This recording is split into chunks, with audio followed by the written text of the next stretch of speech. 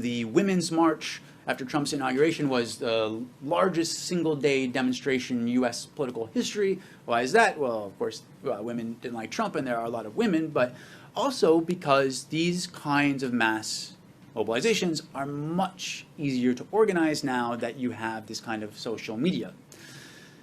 And in the past, the groups that have benefited from these new technologies have often been those that are the most savvy. And of course, if you go by hours spent on social media, probably some of the most savvy groups in terms of social media are kids and women. Now, of course, everyone knows that social media plays a huge role, and the internet plays a huge role in Trump's victory.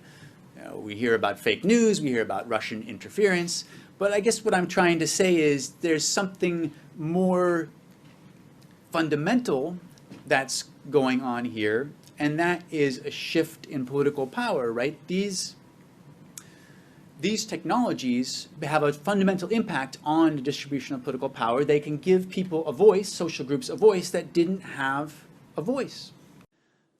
Juan Perón, he's a military man as well, as you can see, but he is also quite different. As you can also see, he is a charmer.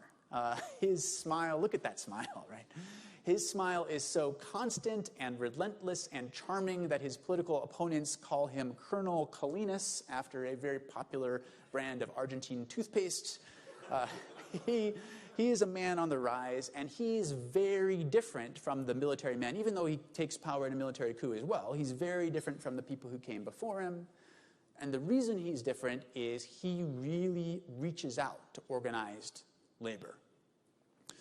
He charms the unions, and in fact, he begins to use them as a base of his political support. Now, as you can imagine, this policy is extremely unpopular with the people who had been in power up to that point, and so eventually they arrest Perón, they put him in jail, and when they do, something extremely remarkable happens. There is a mass invasion of the center of Buenos Aires, mainly by labor union members.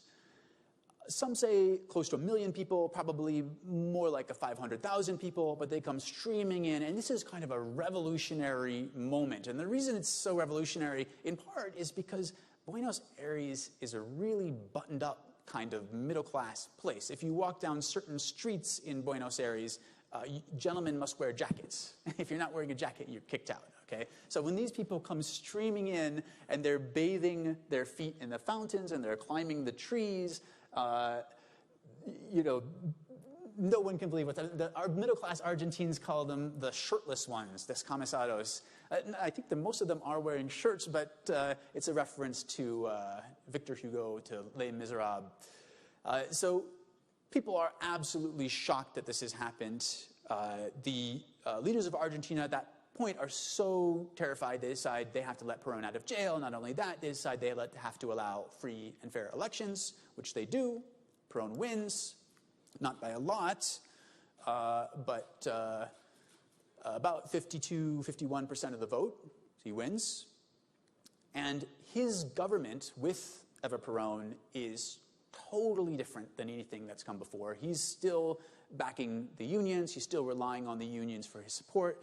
And not only that, he and Evita, they live their personal lives in public.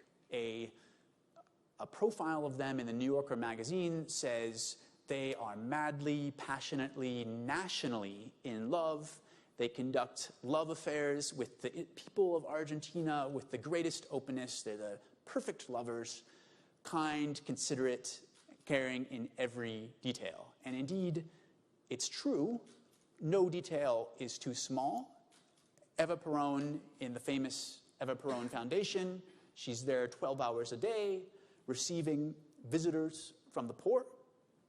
They come asking for things, you know, football for a children's football league, sewing machine to start a small business, medicine for sick relatives, sometimes something bigger. Maybe it's a school, maybe it's a hospital. And when she builds a hospital, the Eva Perón Foundation does build these bigger things as well. And when they build a hospital, it's a hospital, not like a charity hospital that the Catholic Church would have built.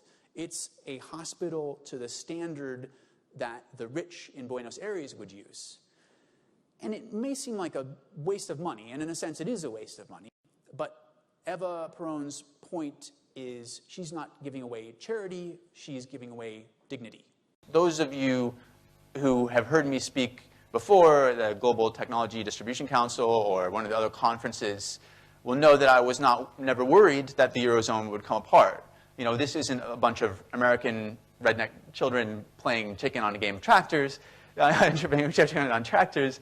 These are, you know, very competent politicians. It may not have felt like that at some times for you, but they had an agenda. They had, you know, deals that they wanted to get, and so they were always in control of this crisis and trying to, there was no, the thing about a game of chicken is there's no point in saying, okay, we're going to leave the Eurozone if you don't give us a good bailout package, and then say, in parentheses, actually, we're not really going to leave the Eurozone, right?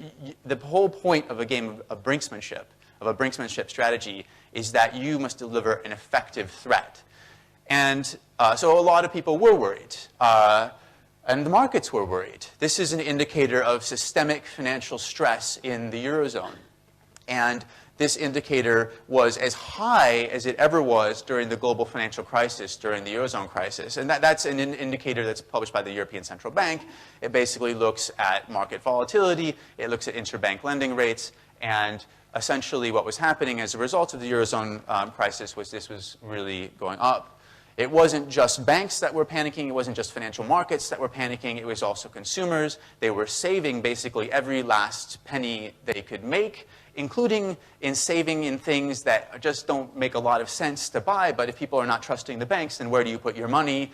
They put it into gold, shiny metal, and Swiss francs. It wasn't just consumers that were doing this. It was corporations as well, not only in the Eurozone, also in the UK, in the US, actually Japan as well. Companies were relatively profitable during this period. Now, this is a slow motion crisis. It's a crisis driven by political events, so it takes a long time. It's relatively well advertised. Companies had a long time to prepare for the kind of slowdown. Most companies were able to maintain a relative degree of profitability. Maybe not great profitability in Europe, but balance out from your global operations. They were able to adjust relatively well. But any cash they did get, they didn't invest it. They put it in the bank. And so if you have these three things together, right, if you have the financial system that is under stress and banks that aren't going to lend, if you have consumers who are putting their money into anything, rather than spending it, and if you have companies that are not investing, then you have an economic slowdown. And that is this kind of long recession that has been with us today.